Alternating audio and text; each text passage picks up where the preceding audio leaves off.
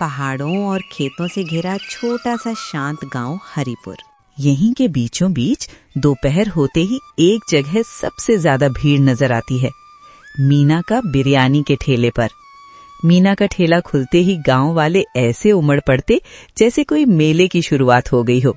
हर किसी की प्लेट में गर्मा गर्म बिरयानी, ऊपर से छनते घी की महक। मीना, आपकी बिरयानी सच में लाजवाब है। इतना स्वाद तो किसी बड़े होटल में भी नहीं मिलता। अरे बस तुम सब खुश रहो बस। मीना सूरज उगने से पहले ही उठ जाती, आंगन बुहारती, चूल्हे में आग जलाती और धीरे धीरे अपना मशहूर बिरयानी बनाना शुरू कर देती। धीमी आंच पर पकते चावल की खुशबू, उबलते मसालों में पकता मटर मीना के घर को सुबह ही स्वाद से भर देता। दोपहर होते ही मीना अपना ठेला लेकर गांव के बीचों बीच पहुंच जाती। जैसे ही हांडी का ढक्कन खुलता, बिरयानी की खुशबू हवा में फैल जाती। उसी समय खेतों में काम कर रहे किसान भी इसे महसूस करते। अरे भाई, मीना ने ठेला लगा दिया लगता है। अब तो भूख और लग गई। चले भाई, नहीं तो देर हो जाएगी।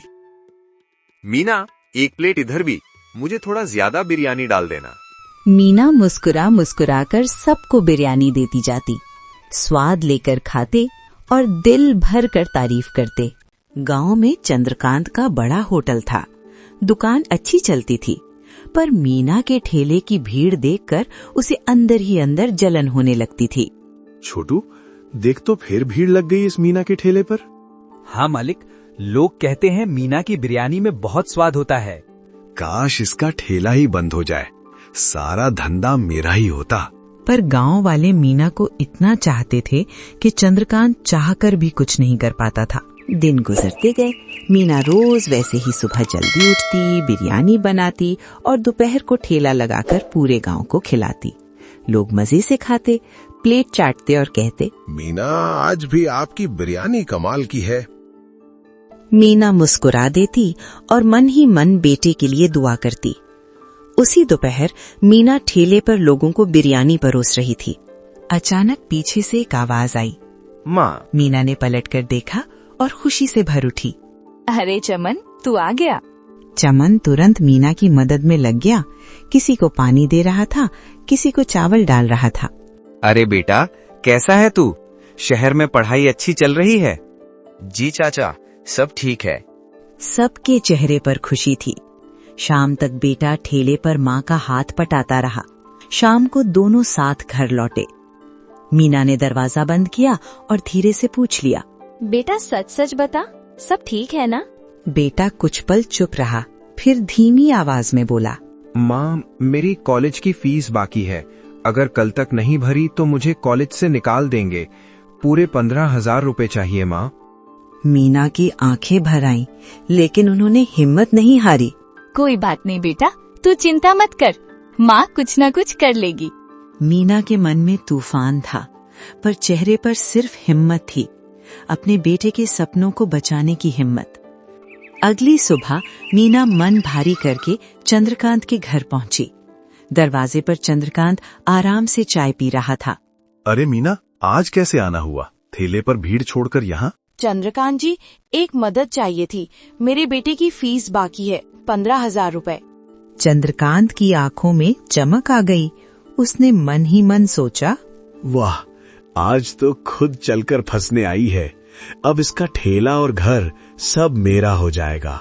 वो धीरे से बोला, ठीक है मीना, मैं पैसे दे दूंगा, लेकिन एक शर्त है। अगर 6 महीने में पैसे नहीं लौटाए तो तुम्हारा ठेला और तुम्हारा घर दोनों मेरे हो जाएंगे। मीना के दिल पर जैसे भारी पत्थर गिर गया, पर बेटे के भविष्य का सवाल था। थोड़ी देर सोचकर उन्होंने सिर हिला दिया। ठीक है चंद्रकांत जी। चंद्रकांत से पैसे लेकर घर लौटी। आंखों में डर था, पर हाथों में उम्मीद। उन्होंने 15,000 रुपए अपने बेटे को दिए। माँ, इतने पैसे कहाँ से? बस पढ़ाई पूरा कर ले बेटा, यही काफी है। माँ, मैं वादा करता हूँ कि आपको कभी शर्मिंदा नहीं करूँगा। और फिर वो शहर वापस चला गया। मीना उसे जाते हुए देखती रही। आंखें नम थी, पर दिल भरा हुआ अपने लाल के सपनों से। कई दिन बीत गए। मीना रोज की तरह अपना बिरयानी बनाकर बेचने लगी। उनके ठेले पर हर दिन पहले जैसा ही भारी भीड़ लगती। लोग कहते हैं, मीना, मेरे लिए 2 प्लेट देना।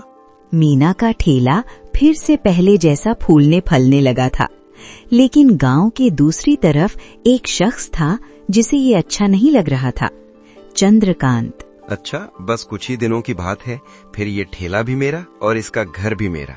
एक शाम दिन ढलने को था।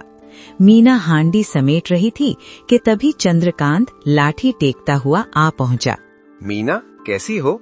बस याद दिलाने आया था कि 2 दिन बचे हैं। मीना उसे जाते देखती रह जाती है। भगवान जाने क्या होगा। उस रात मीना को नींद नहीं आती। वो मन में ढेरों सवाल, कैसे चुकाएंगी कर्ज, कहाँ से लाऊं पैसे, क्या ठेला भी चला जाएगा। दूसरे दिन मीना ठेला लगाने की हिम्मत नहीं जुटा पाती। गांव वाले उनके दरवाजे तक आते हैं, पर वो सिर झुकाए हुए कहती, आज नहीं बेटा, आज नहीं। लगातार 2 दिन मीना ठेला नहीं लगाती। गांव में चर्चा फैल जाती है। दोनों दिन निकल जाते हैं। सुबह चंद्रकांत गुस्से में मीना के घर पहुंचता है। मीना, चलो सामान बांधो, समय पूरा हो गया। अब ये घर और ठेला सब मेरा। कुछ दिन और दे दो चंद्रकांत, मेरे पास अभी पैसे नहीं हैं। ना, अब कुछ नहीं होगा। गांव वाले भीड़ लगाकर खड़े हो जाते हैं। चंद्रकांत जी, थोड़ा रहम कर दो। ये मेरा और इसका मामला है, बीच में मत पड़ो। तभी अचानक दूर से एक सरकारी गाड़ी मीना के घर के सामने आकर रुकती है। सब पीछे मुड़कर देखने लगते हैं।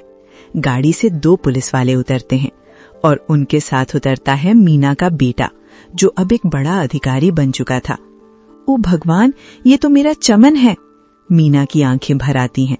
चंद्रकांत जी, जितने भी पैसे माँ ने उधार लिए थे, ब्याज समेत सारे पैसे चुका दिए गए हैं। पुलिस वाला रसीद चंद्रकांत के हाथ में थमा देता है। चंद्रकांत का घमंड हवा हो जाता है। माथा झुकाकर चुपचाप चला जाता है। गांव वाले भी खुश हो गए। माँ, आपके सपनों की वजह से तो आज मैं ये हूँ।